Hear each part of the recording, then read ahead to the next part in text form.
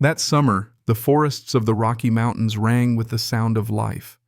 Birds sang from the high branches, streams gurgled through mossy stones, insects buzzed in the long grass, and the air itself seemed to shimmer with abundance. But beneath that beauty, danger was drawing near. Engines rumbled again, low and steady, carrying across the ridges. The growl echoed through the trees, and soon the smell followed, harsh fuel smoke laced with the sharp bite of iron. The forest stirred uneasily, leaves shivering, small creatures slipping into silence. The pack lifted their heads as one, ears pricked, eyes narrowed. Rocky, no longer the lost pup he once was, stood on a great boulder overlooking the valley. His chest rose and fell with calm strength, his black eyes blazing as he watched the heavy trucks lumbering up the muddy track. He did not whimper, he did not flinch. He stood as a leader, as the mountain's chosen defender. Men climbed down from the trucks. Their voices were loud, rough laughter spilling into the quiet. They swung chainsaws onto their shoulders, gripped axes in their hands, and stomped across the forest floor as though they owned it. Then the cutting began. The first scream of a chainsaw split the morning air, harsh and merciless. Steel bit into bark, sawdust sprayed, and the ground trembled as a giant toppled. The crash rolled like thunder, shaking roots and scattering birds into the sky. Then another tree fell, and another, each impact a wound in the forest's heart. The pack snarled low, and dangerous muscles coiled like springs. But they waited. They always waited for one voice, one command. Rocky lowered himself against the rock, eyes hard with fire, and then he gave it. A long, deep bark that carried through the pines, strong and unwavering. At once the pack exploded into motion. They scattered like arrows loosed from a bow, streaks of fur diving from the shadows. One dog lunged at a burlap sack and tore it free, spilling food across the mud. The men shouted, startled, chasing after the thief. Another barked furiously and darted toward the deeper woods, drawing two loggers into tangled trails where no man could keep his bearings. Rocky did not hesitate. He charged straight into the heart of the camp, his body a blur of muscle and speed. He sank his teeth into a rope, tore it loose, then shouldered into a crate of lumber, splintering the wood. Tools clattered, men cursed, chaos erupted. "Where the hell did these dogs come from?" one man shouted, swinging his axe wildly. "Drive them out." But each time the men lunged, the dogs melted away, vanishing into the trees. Only their voices remained, barks that echoed from every direction, a chorus of defiance that unsettled the hardest of hearts. They moved as one mind, every darting glance, every strike, every retreat answered by another. A logger roared and swung his axe high, aiming for Rocky. But Rocky was quicker. He slipped aside and snapped his jaws shut on the man's pant leg, dragging him down into the muck. The man crashed face first into the mud, his weapon flying from his grip. Two more dogs rushed forward, barking in his ears, until his hands shook and he stumbled away in terror. Others struck too. They knocked over supplies, shredded tarps, scattered food. Men cursed and shouted, their confidence unraveling with every passing moment. The forest itself seemed to turn against them, its shadows thickening its paths, twisting its silence, broken only by the endless haunting cry of dogs. By midday the battle had turned. Sweat ran down the men's faces, their arms heavy, their nerves frayed. They swung at ghosts, eyes darting in panic, while the pack pressed from all sides, relentless. The way back blurred the ground, swallowed their courage, and their voices cracked. At last they broke. "Get out!" one of them shouted, tossing down his saw. "Leave it. We're done." Engines roared to life. Trucks spun their tires, spraying mud, lurching back toward the road. Crates and tools lay scattered, abandoned, their work undone. In moments the machines had vanished, their growl fading into the distance, leaving only silence and the smell of oil in the air. The forest sighed, heavy but alive. The dogs emerged from shadow, gathering on the stumps of fallen trees. Their sides heaved with exertion, their fur damp with sweat and rain, but their eyes gleamed. They had fought not for scraps, not for survival alone, but for the forest itself. Rocky climbed to the highest point, standing tall against the fading sun. His tail lifted, sweeping the air like a banner. He opened his jaws and let loose a bark, long and thunderous, rolling through the valley and up the ridges, bouncing from stone to stone.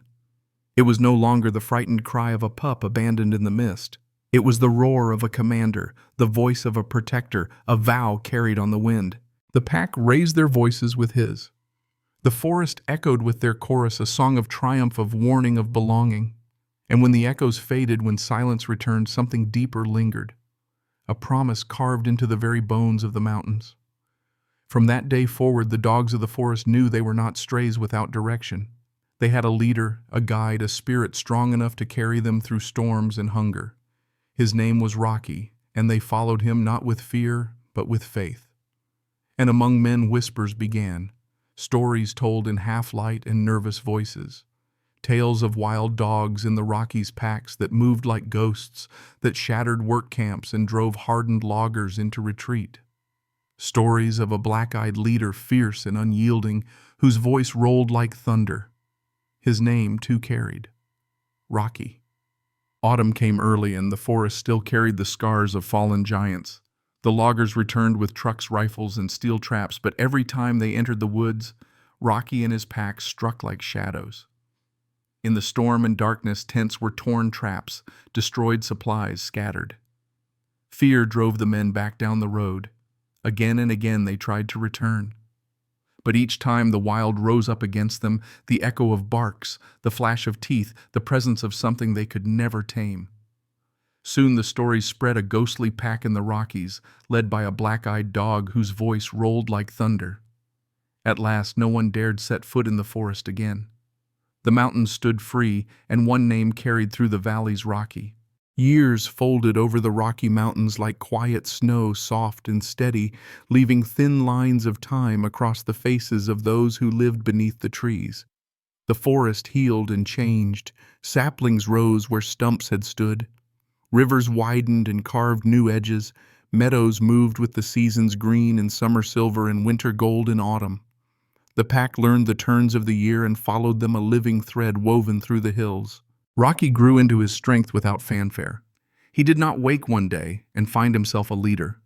He became one in 1,000 small acts. A steady step at the edge of the stream when ice made the stones treacherous.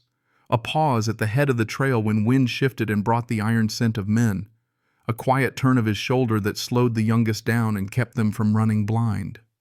His voice deepened, his body hardened, but his eyes stayed black and observant, the eyes of a dog who had learned the forest the hard way and never forgot the lessons. The gray male changed too. The old fire never left him, but the years set their teeth into his joints. He still walked at dawn and took the high ground at dusk, but the climb slowed him, and sometimes he stood longer at the ridge before he came down. The scar at his shoulder pulled tight when the night turned cold. In the first snows he moved like stone warmed by sun, still strong, still steady, but no longer the blade he had once been. The brown female carried time with a softer grace. Her coat lifted in the wind and settled again, her steps small but sure. She slept more at midday. She watched the pups longer at evening, and when the hunting was hard she held back a little and let the younger ones test their speed. In her eyes there was still the calm that had greeted Rocky at the stream all those seasons ago. She did not hurry, she did not waste. She gave warmth first and kept enough for herself only after the others slept. Rocky saw all of it.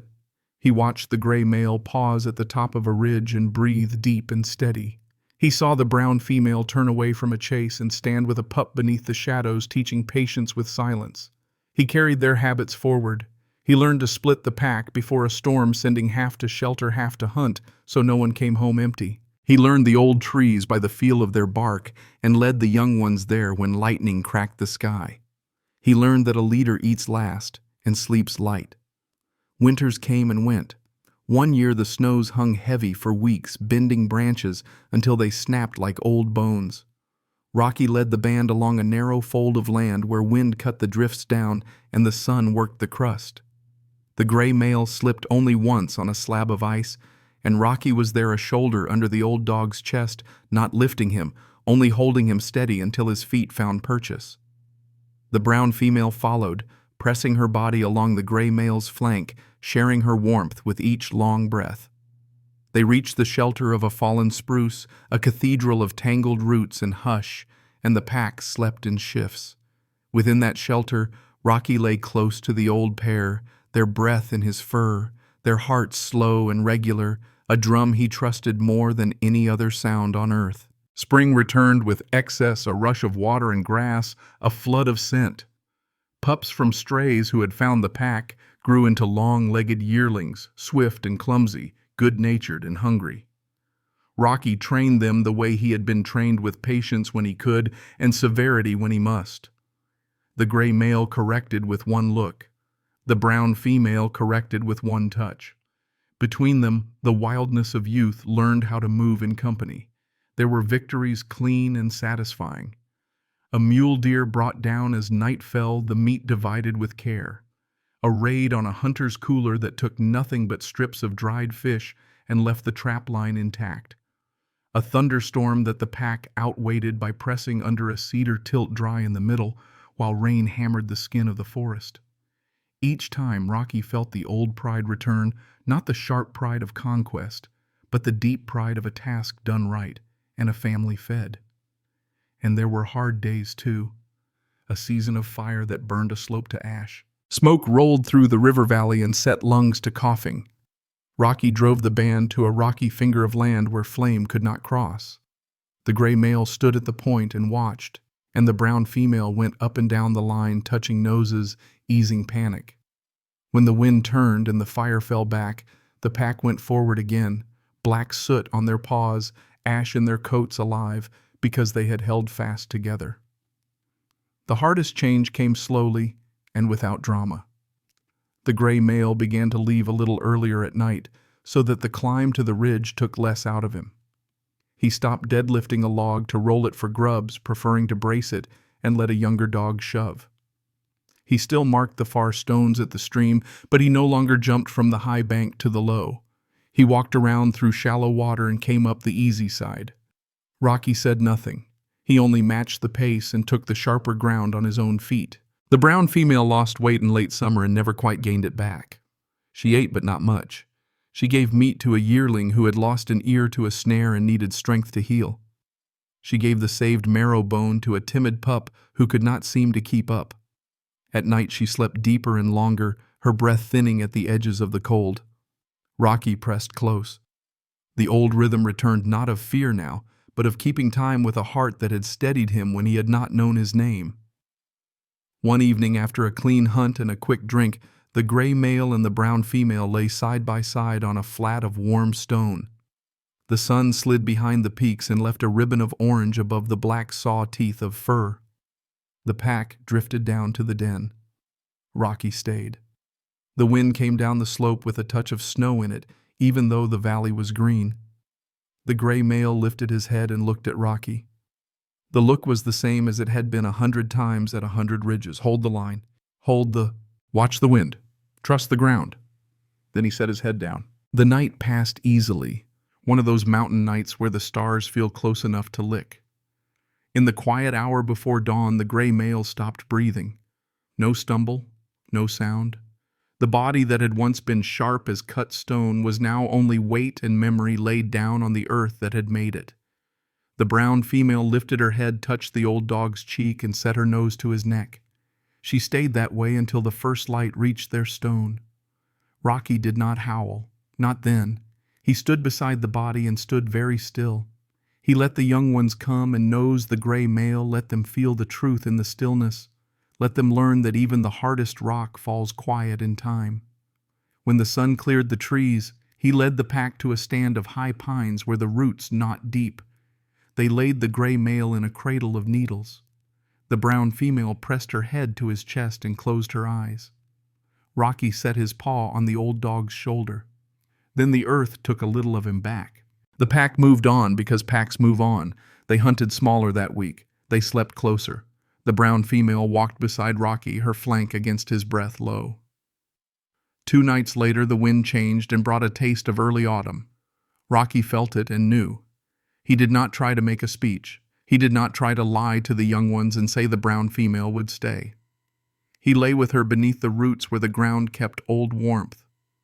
He licked her ears and her scarred muzzle, the one he had learned from. He listened to her slow inhale and slower exhale. When dawn finally came, the brown female did not rise. She lay on her side with her paws tucked as if she were only tired, as if she would wake when the shadow moved.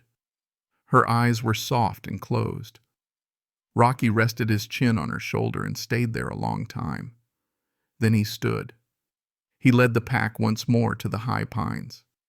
They laid the brown female beside the gray male, the two lives that had held the band together side by side. A yearling tried to speak with a broken yip, then fell quiet. Rocky lifted his head. The sound that came out of him was not a cry of pain and not a cry of rage. It was a line held long and steady, a note that belonged to the mountain as much as to the dog. It said, "Thank you."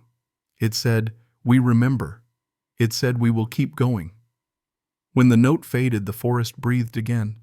The pines clicked lightly in the wind. A jay scolded from a branch and then chose silence. Rocky stood while the shadow passed over the place where the old pair lay.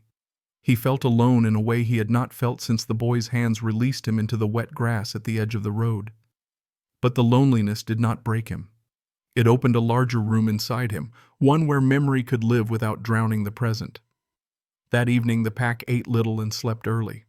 Rocky lay outside the den, nose to the night, the leather collar warm against his throat. He remembered the stream where the old two had found him, the cool rocks under his paws, the calm nose to his forehead, the gray gaze that measured him without cruelty. He remembered being shown how to wait, how to breathe, how to endure. He remembered being taught that leading is not walking first. Leading is making it possible for the slowest to arrive. The moon lifted pale and quiet. Rocky closed his eyes and saw the gray male on a ridge, not tired at all, and the brown female by a river, her coat bright with spray. He let the pictures come and go, a slow river through his chest. Then he opened his eyes and took a breath that reached all the way down to the ground. He would keep the band moving. He would mark the safe paths and the bad places. He would take meat last. He would stand on stones and read the wind. And when the youngest stumbled, he would stop and place his shoulder under theirs until their paws found purchase again. The mountains did not promise mercy. The forest did not promise peace. But they offered meaning, and Rocky took it a quiet weight across his shoulders, the kind of weight one earns and then refuses to set down. He turned his head toward the pines, toward the place where the old pair rested, and he spoke once, not loud, only clear. "We go on." Then he rose, shook the night from his coat, and stepped forward into the dark that would become morning. A leader carrying love like fire that does not burn out, only burns steady, long after the ones who lit it have gone. The nights after the old pair were gone grew long and heavy. The forest was the same. The rivers still sang, the wind still carried the scent of pine. But for Rocky, something was missing. The weight of silence pressed harder now. When the young ones slept close, their bellies full from a clean hunt, Rocky often lay apart, eyes fixed on the stars. He had lost before. He had lost the boy who once held him in tender arms, lost the warmth of a promise tied to a strip of leather. He had learned to live without that. But the loss of the gray male and the brown female was different. They had been more than protectors. They had been anchors, the steady rhythm beneath, every day the quiet voices that told him what mattered. Now those voices were gone, and only echoes remained. One cold night, when mist curled low and the pack huddled beneath a fallen cedar, Rocky drifted into uneasy sleep. His breath came shallow, his body twitching with memories too heavy to carry in waking. And then the dream took him. He was a pup again, tiny paws stumbling across soft earth, eyes wide with wonder. But this time he was not alone in the clearing. A shape moved ahead, tall and lean, with fur dark as the night sky. Another shape beside it, smaller, softer, with eyes that glowed like amber in the half-light. They turned to him, and for the first time in his life he saw what he had never known. His parents. They did not speak with words, but the air itself seemed to hum with their presence. The male stood strong and watchful, a shadow of the gray male who had raised him, yet different blood calling to blood. The female bent low, nuzzling his forehead, her warmth so real he whimpered in his sleep. She smelled of rain and milk, of safety he had never felt. "You were ours," the dream seemed to whisper. "You were born of this place, and though you were torn from us, we have never stopped walking with you." Rocky whimpered again, his body curling tighter in the den. His paws twitched as if trying to run toward them. In the dream, he pressed himself against their sides, drinking in their warmth, trembling at the thought that he had always been part of something greater than abandonment. But dreams are fragile. A gust of wind tore through the trees, scattering leaves across the clearing. When Rocky lifted his head again, the shapes had blurred. He barked once, desperate, but they were already fading shadows slipping back into the night. His chest clenched. He ran forward, but the ground stretched endlessly, the figures always just out of reach. He woke with a start, breath-sharp fur damp with dew. Around him the pack slept on their bodies, pressed close, their sides rising and falling in rhythm. The night was silent except for the low rustle of trees. Rocky lifted his head and stared into the darkness. His chest ached with longing, with the weight of love never known, but also with something new. He had seen them, even if only in a dream. He stood quietly and stepped away from the sleeping pack. The stars glimmered faint above the canopy. He raised his muzzle and breathed deep, letting the cool air fill his lungs. His voice rose, not a sharp bark, not a leader's command, but a soft, trembling howl, long and mournful, carrying into the night. The younger dogs stirred, ears twitching, but they did not rise. They listened. The sound wove through the forest, a call to those who were gone, to those who might still linger in spirit. It was not only grief, it was recognition. A vow whispered to the parents he never knew. When the howl faded, Rocky lowered his head and returned to the pack. He lay down again, curling close, his chin resting on the damp leather collar that had once bound him to Ethan. Between dream and waking, he understood something clearer than ever before. The old pair had given him strength, but his blood carried another story. He was not only the pup who had been abandoned, he was the son of the wild itself, the child of dogs who had lived and fought long before him. The dream did not return the next night nor the night after, but its weight stayed. Each time Rocky looked at the young ones chasing fireflies, each time he watched the yearlings test their teeth on fallen branches, he thought of his parents. Somewhere in the chain of memory, in the quiet bond of blood, they had passed their fire into him. And though he had never known them, he carried them now, in his stance on the ridge, in the way his voice rolled across the valleys, in the way he stepped forward when the shadows thickened. That dream had not left him with emptiness. It had left him with direction. Rocky was no longer only leading a pack. He was following a line, one that stretched from the past into the unknown. And though the path ahead was heavy with loss, it was also bright with purpose. That night he closed his eyes again, the echo of their touch still on his fur, and for the first time since the old pair had gone, he slept without fear. Dawn came slow and pale, the kind of dawn that seemed to hesitate before breaking the night. Mist clung low to the forest floor, curling between roots and stone, and the air was sharp with the scent of wet pine. Rocky stood apart from the den, his body still, his eyes fixed on the distance. He had not slept well. The dream of his parents still lingered bright and heavy, filling him with a restless pull he could no longer ignore. The pack stirred behind him. Yearlings stretched their legs, pups chased each other in playful circles, and the older strays sniffed the air for the promise of food. Life moved on, steady and familiar. But Rocky's heart beat differently now. He listened to the rustle of leaves, the rush of the stream, the steady breath of the forest, and he felt a call beneath it all, something deeper than survival. The brown female and gray male who had raised him were gone. Their lessons lived in him, but their presence no longer filled the spaces of his days. And the dream so vivid it felt like truth had opened a door inside him. He could not close it. He had seen their faces, felt their warmth, and though it was only in sleep, the yearning it awakened was real. He turned and looked at the pack. They were his family. The ones he had bled for, the ones he had led through hunger and storm, through fire and traps. They trusted him, and he had given them everything he had. But somewhere beyond these ridges, beyond these rivers, there might still be a piece of himself waiting to be found. Rocky stepped back into the den's clearing. The young black and tan dog, taller now and strong, rushed to him, tail wagging. Rocky pressed his muzzle gently against his shoulder, a gesture of pride and farewell in one. The scarred female, older but still fierce, met his eyes and gave a soft growl as if to say, "Don't be gone too long." Others circled him, confused by the stillness in his stance, the quiet weight in his gaze. Finally, Rocky lifted his head. His voice rolled out, not a bark of command, not a call to hunt, but a deep, steady howl that filled the clearing. It was a sound of parting. The pack stilled their eyes on him, their ears forward listening, as if the sound itself carried the words he could not give them. When the howl faded, Rocky lowered his head and stepped past them. No one blocked his way. No one followed. They knew. Somehow, without needing to be told, they understood that this was a journey he had to walk alone. The forest opened before him, wide and uncertain. He moved steadily, paused, pressing into soil that had carried him since the day he was thrown into it. But now each step felt different. Each step was not only survival, but search. He followed no scent but his own heart, no trail but the whisper of the dream. By midday he reached a high ridge.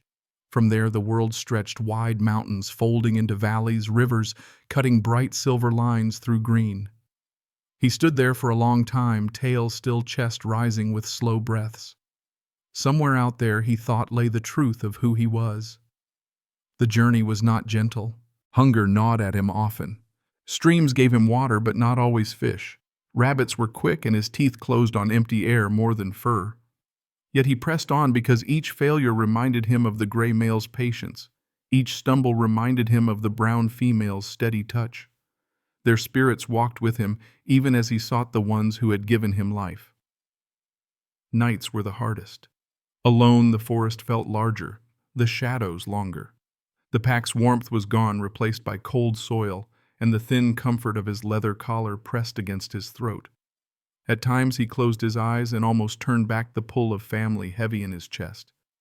But then he remembered the dream, his parents' eyes looking into his, and he rose again. One evening he reached a meadow where fireflies lit the air like stars fallen low. He lay in the grass, chest heaving, and for a moment he let himself imagine that his parents might walk out of the glow. Dark and golden, their eyes bright with recognition. He whimpered softly. A sound carried on the summer breeze, then silenced it with a long, steady breath. Hope alone would not find them. He would have to keep moving. Days turned into weeks. He crossed ridges where snow still clung in the shadows, valleys where rivers carved deep scars, meadows alive with deer that scattered at his approach. Each place felt both foreign and familiar, as if he had always belonged to the land but never known its full reach. He learned to walk not as a wanderer, but as a seeker. Sometimes he found signs, a scent that stirred something old in him, paw prints pressed into soft soil, distant howls carried by the wind. Each time his heart leapt, and each time the trail faded into nothing. Still, he did not give up. He had waited his whole life for this search. He could wait longer. One night, exhausted from travel, he settled beneath an outcrop of stone. His dreams returned, not as sharp as before, but enough. He saw again the eyes of his parents glowing like embers in the dark. He woke with tears dampening the fur around his eyes, but with resolve burning brighter than ever. Rocky stood, shook the dust from his coat, and faced the horizon. He was no longer only a leader of strays, no longer only a survivor of storms. He was a son searching for the truth of his blood, for the story that had begun long before a boy's hands carried him in a truck and left him in the mist.